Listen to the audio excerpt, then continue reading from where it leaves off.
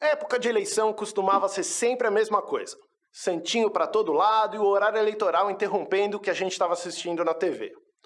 Hoje em dia isso está no YouTube, nas redes sociais, está em todo lugar. Mas de onde vem a grana para financiar tudo isso? Como que os partidos políticos ganham dinheiro? Tudo que envolve uma eleição é complexo, mas nem tanto assim. Uma pergunta: como funciona o fundo eleitoral?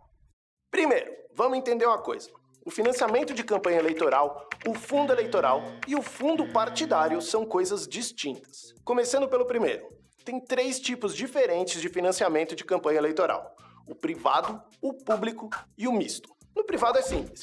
O dinheiro vem de doação de pessoas físicas ou jurídicas para os partidos políticos e os candidatos. No público, a grana chega da sociedade, pelos tributos ou fontes parecidas. Geralmente, o valor total é colocado em um fundo que um órgão de governo controla, e os valores desse fundo são distribuídos para as campanhas dos partidos. O jeito que eles repartem esse valor varia com base na avaliação de quais deles tiveram melhores resultados em eleições passadas. Por último, a gente tem o financiamento misto, que é a junção dos dois anteriores. O dinheiro vem tanto de origem pública quanto privada. Aqui, a ideia é ampliar as opções de fonte de receita e aí equilibrar as vantagens e desvantagens desses modelos. Cada país cria as próprias regras com relação a esse tema, mas no Brasil a gente tem o financiamento misto. A parte do dinheiro que vem dos cofres públicos está dividida em 2 fundos: o Fundo Especial de Financiamento de Campanha, o popular Fundo Eleitoral, e o Fundo de Assistência Financeira aos Partidos Políticos, que é o Fundo Partidário. Começando pelo mais antigo, vamos falar do Fundo Partidário. Ele foi criado em 95 e é um dinheiro distribuído para todos os partidos todos os anos. Os partidos políticos que recebem essa grana podem usar para vários fins, tipo pagar conta d'água e de luz, por exemplo, pagar aluguel, passagem aérea e outros custos que os partidos podem ter. Eles podem também usar o dinheiro no financiamento das campanhas. A distribuição dos valores é mais ou menos assim: 5% são divididos para todos os partidos que podem ter acesso ao fundo. Os outros 95% são distribuídos na proporção dos votos que os partidos tiveram na última eleição geral para a Câmara dos Deputados. É o TSE, o Tribunal Superior Eleitoral, que fica responsável por fazer a transferência desses valores para os partidos. Atualmente, tem direito a esse dinheiro e à propaganda política na TV e no rádio os partidos que tiveram, no mínimo, 1,5% dos votos válidos para a Câmara dos Deputados. E esses votos têm que estar distribuídos em pelo menos 1/3 das unidades da federação e com 1% dos votos válidos em cada uma delas. Ou ter elegido pelo menos 9 deputados federais distribuídos em pelo menos 1/3 das unidades da federação. Já o fundo eleitoral, que surgiu em 2013 e que tem o único objetivo de financiar as campanhas eleitorais, só é liberado em ano de eleição. Aqui a divisão dos valores é diferente.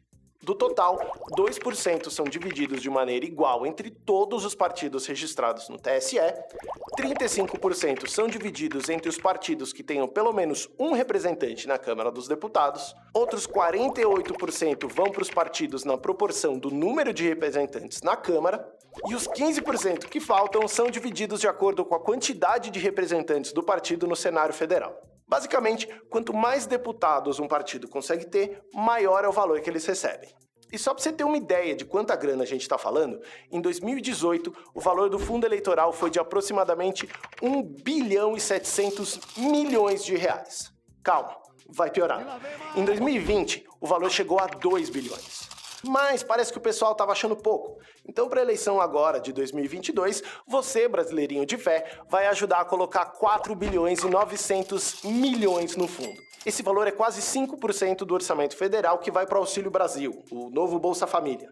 Ele ainda é 7 vezes maior do que vai para a Anvisa, 14 vezes maior do que o valor que o governo federal alocou para o Programa de Saneamento Básico em 2021 e 1.000 vezes maior do que foi destinado para a manutenção do Sistema de Proteção à Amazônia. Em 2018, foram gastos mais de 5 bilhões e meio de reais nas eleições, sendo que quase 4 bilhões e meio vieram de origem pública e 990 milhões tiveram origem privada.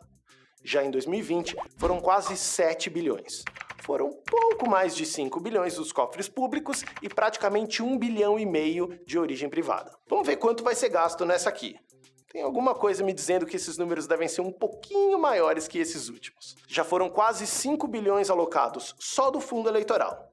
Aí junto o partidário, doações e com certeza a gente vai continuar com cifras inimagináveis indo para os políticos. Só para manter a tradição, né? Já tá se sentindo idiota? Pois você devia. Já é lugar comum falar que quase 5 bilhões de reais podem ser gastos de outra forma. Saúde, educação, infraestrutura, enfim, praticamente qualquer setor da economia brasileira precisa mais do que esse valor para os partidos políticos. E no final, a gente acaba financiando a discórdia. Afinal, a sua prima de cabelo azul e seu tio ultra-religioso vão ser expostos a pontos de vista altamente diferentes financiados pelo mesmo fundo.